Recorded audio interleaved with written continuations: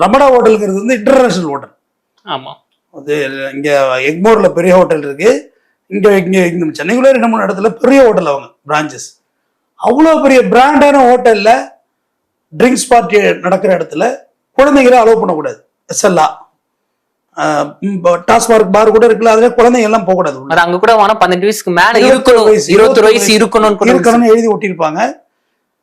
But அதை மீறி வாங்கினா கூட பட் அங்கே குடிக்க முடியாது. பாருக்குள்ள அலோவ் பண்ண மாட்டாங்க. ஆமா, அந்த பசங்க யாராவது பெரியவங்களை வச்சு வாங்கிட்டு எங்காவது ஓடணும். பள்ளியெடுத்து பிள்ளைங்களை குடிச்சிட்டு வீடியோ போடுது. கன்றாவி இருக்கிற கூத்துல அது ஒரு கூத்து. இவங்க வந்து எல்லாம் சின்ன சின்ன பிள்ளைங்க தம்பி. 12 வயசு, 13 வயசு, 10 வயசு, 8 வயசு பிள்ளைங்கலாம் அங்க இருக்கு உள்ள. எல்லாரும் கையில டேக் வேற போட்டிருக்காங்க. டேக்னா உங்களுக்கு நியூ இயர் பார்ட்டி போட்டீங்களா, டேக் போடுவாங்க. அவங்க மட்டும் தான் உள்ள போக முடியும். எவ்வளவு வேணுமோ அன்லிமிட்டடா குடிக்கலாம், அன்லிமிட்டடா சிக்கன் சாப்பிடலாம், அன்லிமிட்டட் டான்ஸ் ஆடலாம். யாரு கூட வேணா யார் வேணா ஆடுன்னு ஆடலாம். அது பப் கல்ச்சர். எனக்கு அதுல எல்லாம் ஒன்றும் கான்ட்ரவர்சி கிடையாது. அது உன்னோட டேஸ்ட், அது அவங்க விருப்பம்.